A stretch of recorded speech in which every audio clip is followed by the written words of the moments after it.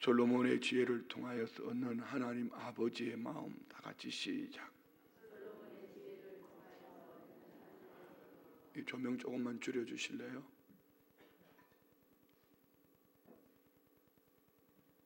미안해요. 아침에 눈이 너무 부시해가지고 글을 못 읽겠어.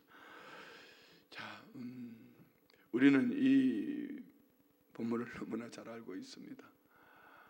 솔로몬이 초기에 왕이 되고 하나님 앞에 일천번제를 드리고 하나님의 마음에 감동되어서 너는 내게 구해라.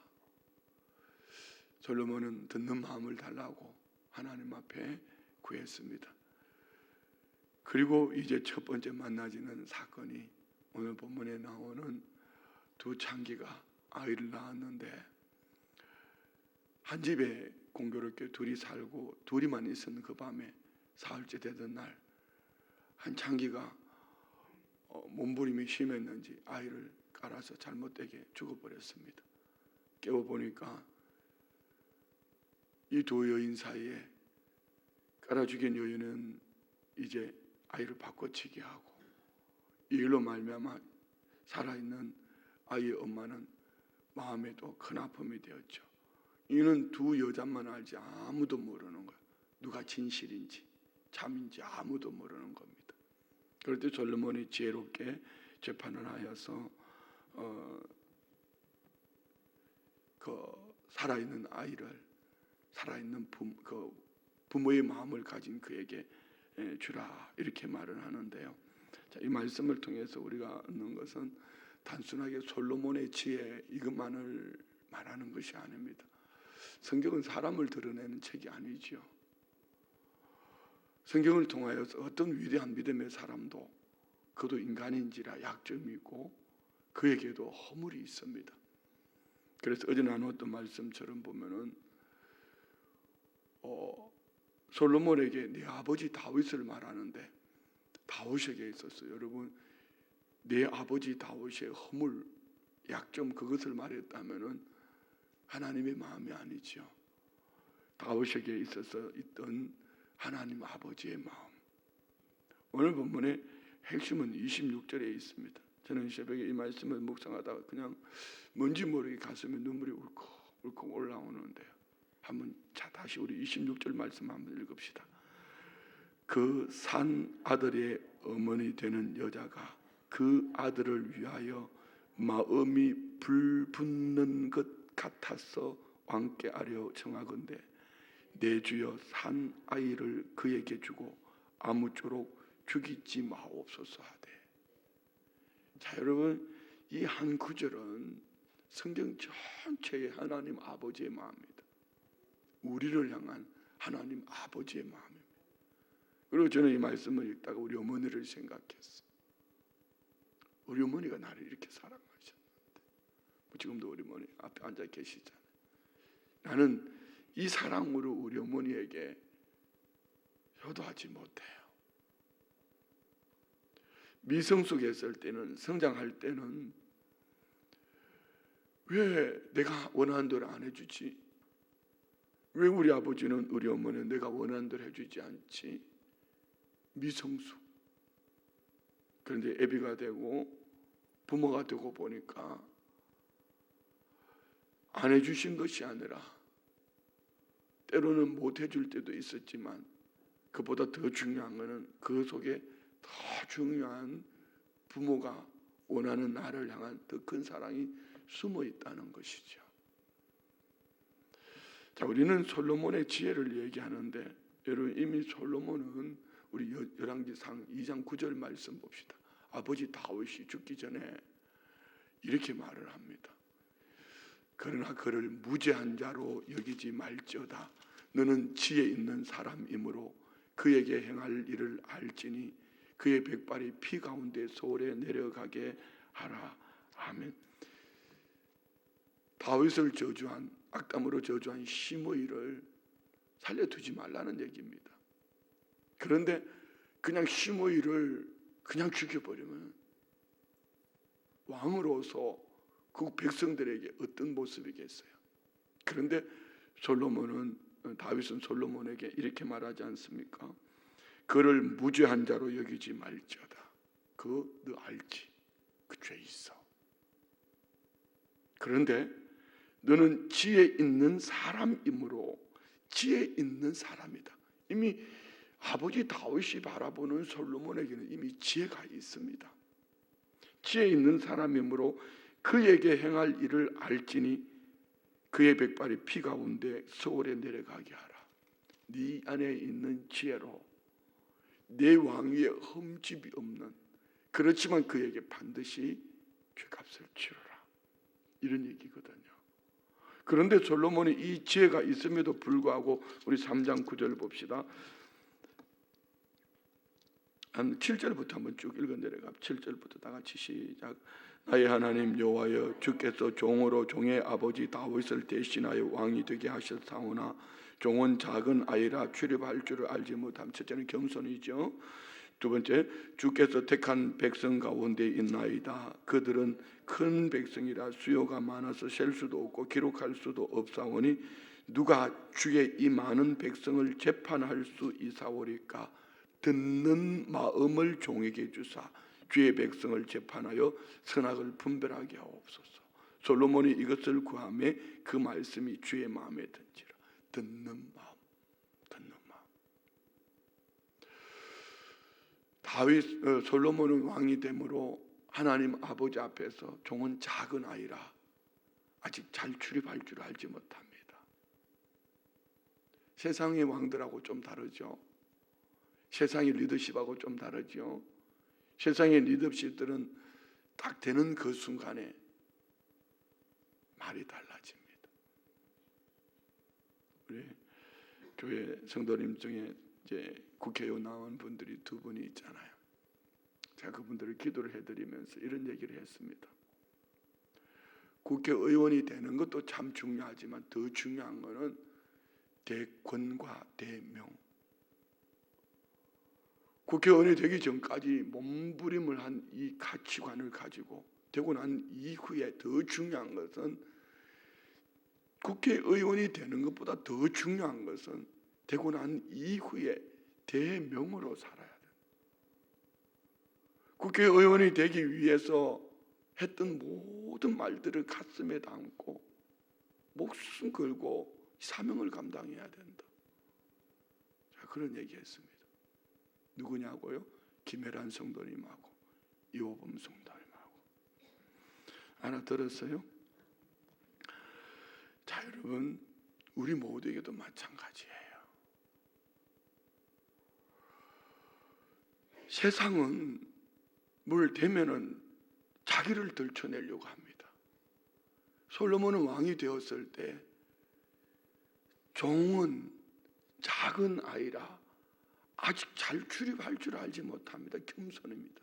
우리 모두 그리 하셔야 합니다. 예수님을 믿음으로 구원 얻으셨죠? 겸손하셔야 돼요. 우리 주님이 겸손하시기 때문에. 그런데 오늘 제가 여러분에게 함께 나누고 싶은 것은 듣는 마음입니다. 이 듣는 마음이라는 원어를 보면은 레보쇼메아라고 하는데요. 듣고 순종하는 마음, 듣고 이해하는 마음. 이 말씀 속에는 세 가지 의미가 담겨 있어요. 첫 번째는 참된 지혜는 하나님의 말씀을 듣는 것입니다. 듣는 것. 듣는 것. 여러분 듣는 귀가 열리시기 바랍니다. 하나님 말씀이 들려야 해요. 두 번째는요, 마음 깊이 받아들이는 거예요. 근성으로 받는 거 말고.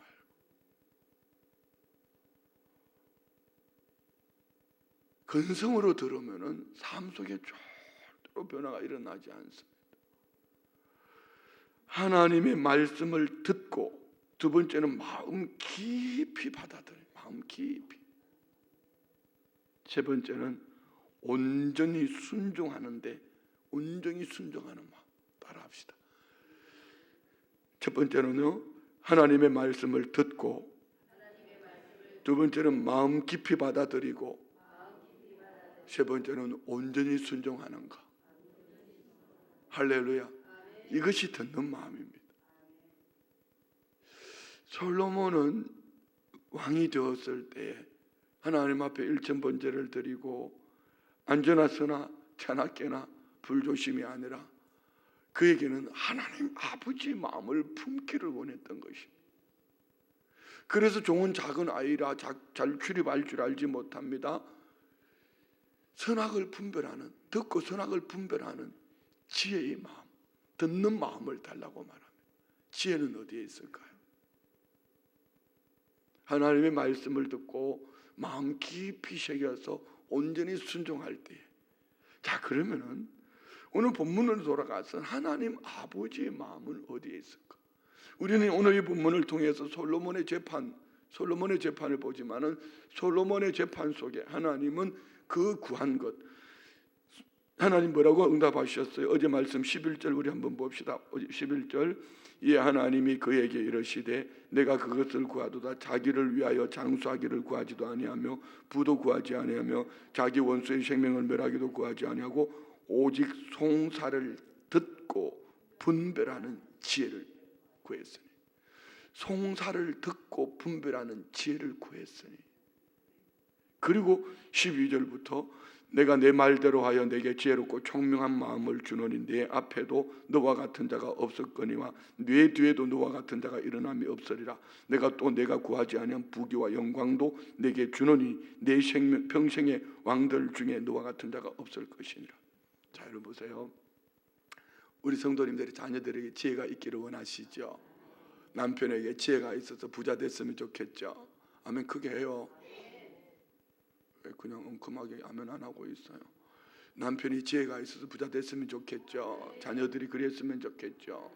그런데 오늘 이 본문이 말하는 솔로몬이 구한 지혜는 단순하게 지혜를 얻어서 공부를 잘하고 지혜를 얻어서 부자가 되고 지혜를 얻어서 정치를 잘하고 이것이 아니고 하나님 아버지의 마음을 알아서 하나님 아버지의 마음을 이 백성들에게 나누는 것입니다. 다시 본문으로 돌아가서 26절 이 한 절은요, 성경 전체 속에 숨어 있는 하나님 아버지의 마음입니다. 여기는 살아있는 아들을 바라보는 애미의 마음, 그래서 그 아들을 위하여 마음이 불붙는 것 같아서, 이전에는 내 아들이야, 살아있는 것이 내 아들이야 이렇게 했는데 솔로몬이 지혜롭게 좋다, 칼 가져와라, 이것이 잘라서 둘로 나누자, 이것이 애굽의 그 당시 문화였습니다. 그 문화대로 솔로몬이 재판을 하는 거야. 근데 솔로몬은 이미 그때 뭘 가졌습니까? 하나님 아버지의 마음, 지혜의 마음, 그 마음에 불붙는 마음, 이 에미의 마음을, 진짜 에미는 어떤 사람인가? 그런데 단순하게 어미의 마음을 말하는 것이 아니라 하나님 아버지의 마음이 어떤 것인가를 솔로몬의 재판을 통해서 우리에게 보여주는 거죠. 그래서 뭐라고 말합니까? 살아있는 아들이 내 건데 내가 가지고 싶어. 그런데 아니야, 그에게 주세요. 왜요? 그 아들이 죽으면 안 되니까. 그런데 가짜 엄마는, 자기 아들이 죽은 엄마는 그 당시 문화니까 잘라서 반씩 나눠주세요. 어차피 내가 다 못 가질 것 같으면 반만씩 나눠주세요. 이것이 그 당시 문화예요. 그런 부모가 있겠어요? 이것은 오늘 우리에게 주시는 하나님 아버지의 마음을 말씀하는 겁니다. 우리 한번 예레미야 31장 20절, 예레미야 31장 20절 말씀 봅시다. 예레미야서 31장 20절 다 같이 시작. 에브라임은 나의 사랑하는 아들 기뻐하는 자식이 아니냐. 내가 그를 책망하여 말할 때마다 깊이 생각하노라. 자, 하나님의 경고, 책망, 말씀 속에는요, 그냥 근성으로 우연히 지나가는 던지는 말이 아니라 예언되어져 있는, 약속되어져 있는 말씀을 성취하는 가운데에 하나님의 책망이 있으시는데 깊이 생각하노라. 그러므로 그를 위하여 내 창자가 내 창자가 들끓으니 내가 반드시 그를 불쌍히 여기리라. 여호와의 말씀이에요. 창자가 들끓는다, 그를 불쌍히 여긴다. 연민의 마음, 긍휼 같은 얘기입니다. 자, 우리가 다른 곳을 찾아보면 이사야 49장 이사야 49장 14절로 15절 말씀입니다. 오직 시온이 이르기를 여호와께서 나를 버리시며 주께서 나를 잊으셨다 하였거늘. 자, 우리가 신앙생활하면서 이렇게 생각할 때가 많아요. 하나님은 내 기도를 듣지 않아. 정말 목회하면서 이런 마음이 들 때가 많습니다. 진짜 저 성도는 참 신앙일까? 저 성도는 정말 예수 믿고 구원 얻었을까? 그래서 신방을 가면 연세 드신 어르신들을 만나면 그분이 뭐 장로님이시든지 권사님이시든지 오래 다녔든지 장로 멤버이든지 어쩌든지 내 마음 중심에 담고 나누는 말씀은 구원입니다. 이분이 예수 믿는 사람인가 안 믿는 사람인가 이걸 점검합니다. 어제도 92세 되신 권사님 몇 년 동안 교회를 못 나오셨죠. 예배를 드리는 가운데요, 제 마음에 그냥 모든 것이 다 풀려버렸어요. 제가 그랬습니다. 권사님, 내가 성도님들한테 미안하다고 내가 회개할 거야. 용서를 구할 거야. 권사님, 그 권사님하고는 뭐 개인적으로 많은 얘기할 시간은 없었어요. 평소에도 교회 오실 때도. 그런데 수줍음이 많은 권사님. 그런데 몸이 불편하셔서 잘 움직이지 못하시는데 자녀들이 아직 예수를 믿지 않아요. 딸 집에 살고 계시는데 어쩌면 그렇게 총기가 있으시죠. 근데 이 총기라고 말하는 것은 귀도 밝으신 데다가 이 총기는요, 하나님을 향한 믿음의 고백 말입니다. 아마 같이 신방 가신 모두가 은혜 받으셨을 거예요. 저는 그 권사님을 바라보면서 마음에 큰 회개가 되었습니다. 어떤 회개인지 압니까? 목회하면 정말 안타까웠던 것이 이 마음입니다. 그분이 자녀들이 아무도 예수를 안 믿어. 혼자만 교회 나와. 평생 신앙생활을 했는데 저는 열매를 보거든요. 저분이 교회 와서 뭐 장님 멤버다 뭐 했다 이렇게 말하는데 도대체 자녀들은 왜, 가족들은 아무도 예수를 믿지 않을까? 내 앞에 보이는 거하고 집에 가서 보이는 게 다른 거 아닌가? 두 번째, 주 예수를 믿으라. 그리하면 너와 내 집이 구원을 얻으려고 말씀하셨는데 어떻게 저분이 저렇게 힘으로 하나님 앞에 헌신하고 충성하는데 그렇게 믿음으로 사는데 왜 저 가족에는 가족들은 아무도 예수를 안 믿을까? 세 번째, 이런 분들이 딱 몸소 눕거나 몸이 불편하니까 목사도 오지 말라고 그러더라고. 목사가 뭐 하러 가요? 밥 먹으러 가요? 돈 달라고 가요? 신방 헌금 거두러 가요? 아닙니다. 그분이 불편하시니까 예배하고 말입니다. 그분이 영으로 살도록 하나님 앞에 그 가정을 성전 삼기 위해서 예배하러 가겠다는데 오지 말래. 그런 목사의 마음이 무너지는 거예요. 진짜 저분 안에 구원이 있나? 예수 믿고 구원 얻는 그 은혜가 있다면, 어제 제가 이런 말씀 드렸죠. 우리 한 장로님, 지금까지는 나를 위해서 자식들이 잘 되기를 원하는 간절함을 가지고 살았다면 이제는 내가 자식을 위해서 살아줘야 되겠다고.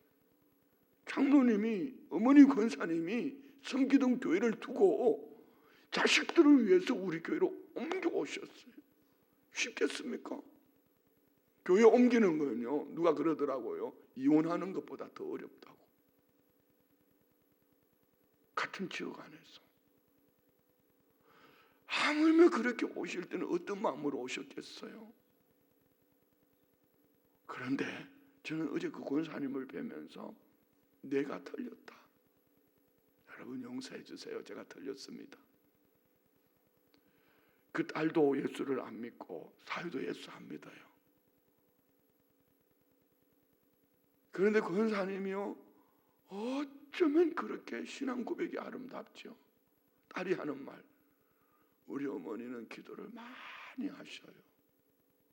기도를 많이 하셔요. 그런데 또 하나 회개되었던 거는 그 따님이 어머니를 모시고 교회를 여러 번 오셨다는 거야. 내가 심각한 거죠.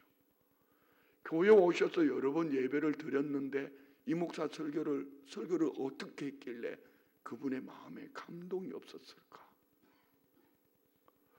한 번 설교를 통해서 오늘 처음 오신 분, 그분이 활짝 반하도록 만들어야 되는 거 아니에요? 물론 내가 하는 것은 아니죠. 은혜는 성령님이 주시는 거야. 하나님 주시는 거야.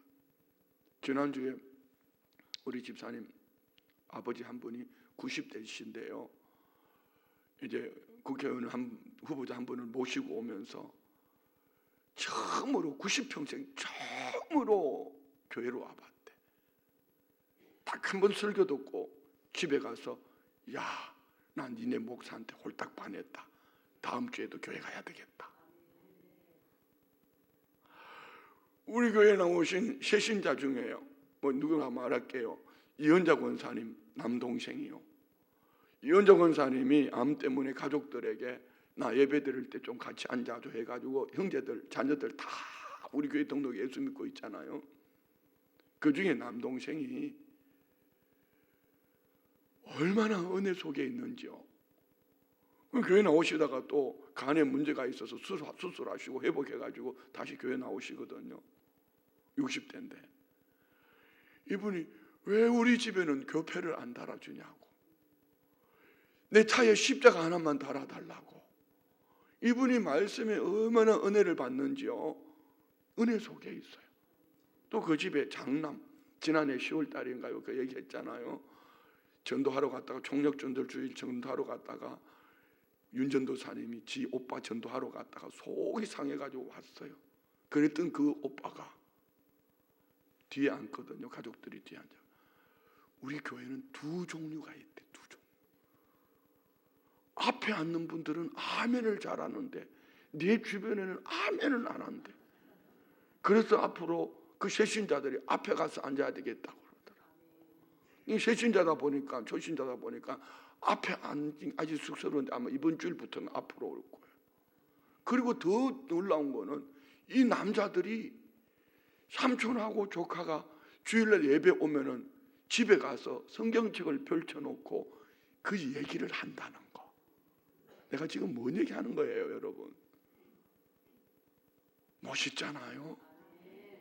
이게 은혜의 사람들이에요. 그런데 중요한 거는 제가 나누고 싶은 건 이겁니다. 주님의 마음이 정말 우리 안에, 내 안에 있는가? 이 목사 속에 열정은 있었지만 벌써 세 가지가 틀렸잖아요. 그분은 열심히 했는데 왜 가족들이 구원 얻지 못했을까? 왜 저분은 열심히 하는데 하나님 응답해 주지 않을까? 그런데 왜 저분은 그렇게 열심히 신앙생활을 했는데 덜쳐 누우면은 왜 목사도 오지 말라고? 그런 분이 한두 분이 아니에요. 그러니까 그분의 신앙이 의심스럽잖아요. 여러분 같으면 어떻게 해서 이 목사가 틀렸어요, 맞아요? 대답 안 하는 꼬라지 좀 봐라 진짜. 틀렸어요, 맞아요? 말하기 곤란하죠. 이 목사가 틀렸다고 빨리 말해요. 다 같이 시작. 욕먹을 것 같으니까 아무 말도 안 하는데 당신이 담임 목사 한번 돼보세요. 왜 목회해요? 그 영혼이 구원 얻기를 원하는데 평생 그렇게 신앙생활했다 하면서 왜 임종의 순간에 가까이 올수록 자식 눈치 볼 게 뭐 있어? 남편 눈치 볼 게 뭐 있어? 이제 죽기 아니면 까무러지겠는데 목사님 모시고 나 예배 드려야 된다. 우리 집 성전 삼고 나 예배 드려야 된다. 나 교회 못 가니까 예배 드려야 된다. 이렇게 해야 되는데 오지 말라고 그러니까 한번 생각해 보세요. 여러분 같으면 어떻게 했는지. 그런데 어제 우리 박선실 권사님을 뵈면서 다 해소된 거야. 아니구나. 내가 착각했구나. 어쩌면 이렇게 주님을 향한 마음이 불붙는 심령으로 모든 것이 하나님의 은혜. 그냥 입에 발린 소리가 아니고 중심에 담은 얘기예요. 권사님의 얘기가. 여기에는 그냥 된 게 아니더라고. 코로나를 지나오며 또 이전에 성도님이 이 권사님을 정말 사랑으로 잘 섬겼어. 목사는 그 권사님을 잊고 있었지만 구역장님은, 구역 성도님들은, 교구장님은, 우리 평교구장님은 내 집 드나들시 드나들면서 권사님을 복음을 앞에서 사랑으로, 그러니까 딸이 하는 말이에요. 안 믿는 딸이 하는 말. 어떻게 순복음 춘천교회는 그렇게 할 수 있죠?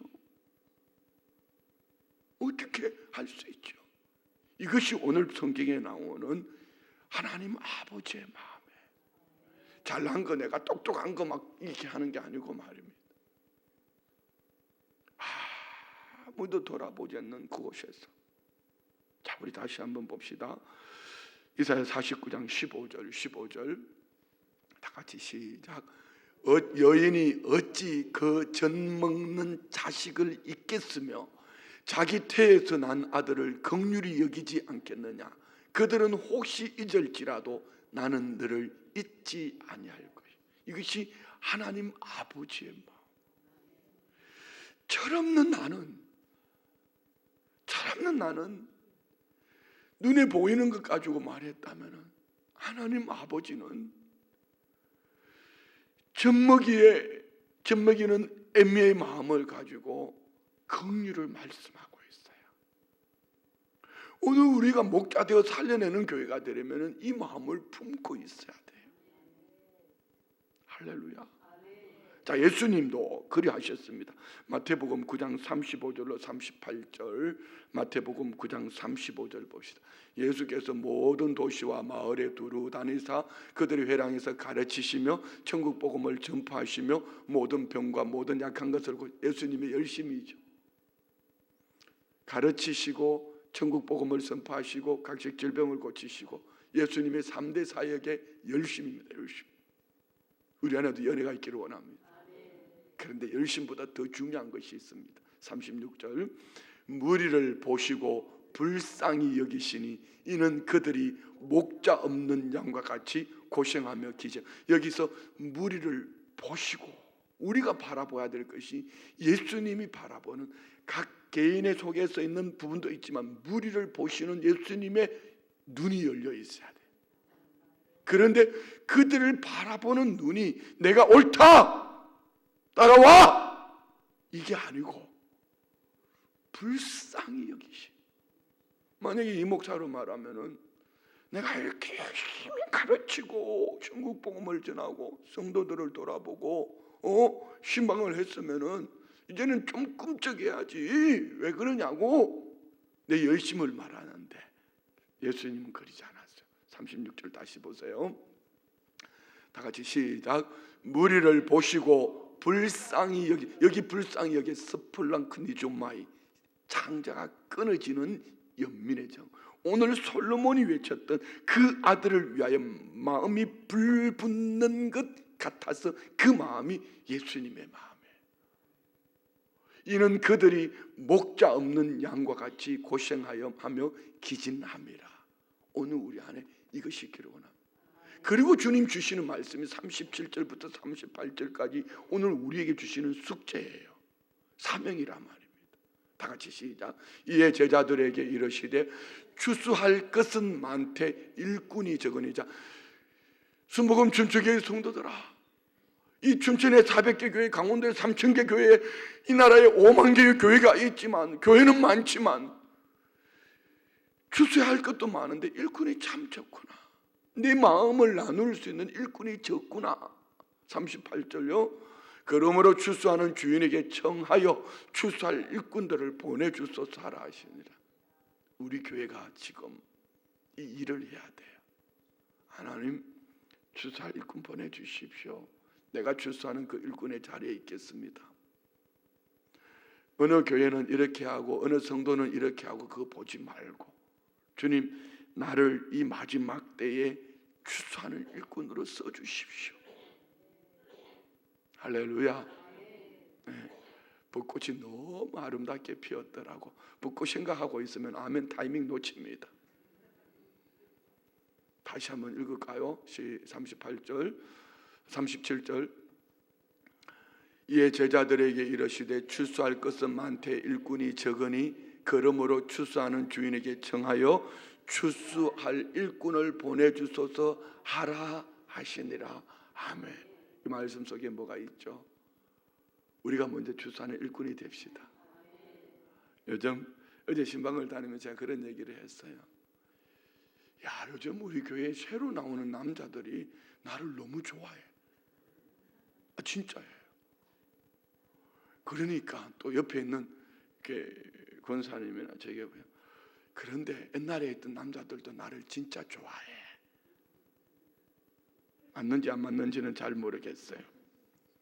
자, 무슨 얘기냐면은 정말 주님을, 여러분 목사를 좋아하는 게 뭐겠어요? 우리 자식들도 마음에 안 들면 아빠 싫어 이러는데 뭐가 그게 뭐예요? 주님을 향한 불붙는 심령으로 목사를 통해서 주시는 말씀 속에서 은혜를 입고 있다는 얘기 아닙니까? 은혜를 받고 있다는 얘기 아닙니까? 중요한 건 이겁니다. 요즘 우리 교회 안에 하나님이 줄살 일꾼들을 막 세우고 있다는 거. 아멘이죠. 자, 말씀 마칩니다. 오늘 우리는 너무 쉬운 말씀을 제가 어렵게 설교를 했는데요, 이 말씀 속에서 우리 세 가지만 가슴에 담았으면 좋겠습니다. 첫 번째는 듣는 마음. 하나님 내게 듣는 지혜의 마음을 주세요. 두 번째는요, 사랑입니다. 사랑. 오늘 솔로몬을 통해 주시는 이 말씀은 사랑입니다. 세 번째는요, 하나님 아버지의 마음이에요. 오늘 우리 모든 성도님들에게 솔로몬이 구했던 것처럼 하나님의 말씀을 듣고 완전히 가슴에 깊이 새기고 온전히 순종하는 이 듣는 마음을 기도합시다. 뭐 건강 그거 너무 곧 죽을 텐데 뭘 자꾸 건강 뭐 그렇게 잡겠어요. 죽을 때 되면 다 죽고 오래 살 때 되면 살 거고, 그래도 여러분 제가 볼 때는 120년은 살 것 같으니까 걱정하지 말고, 할렐루야. 하나님의 말씀을 듣고 온전히 이해해서 내가 온전히 순종하는 이 듣는 마음을 주세요. 두 번째는요, 사랑입니다. 주님 내게 사랑의 마음을 주세요.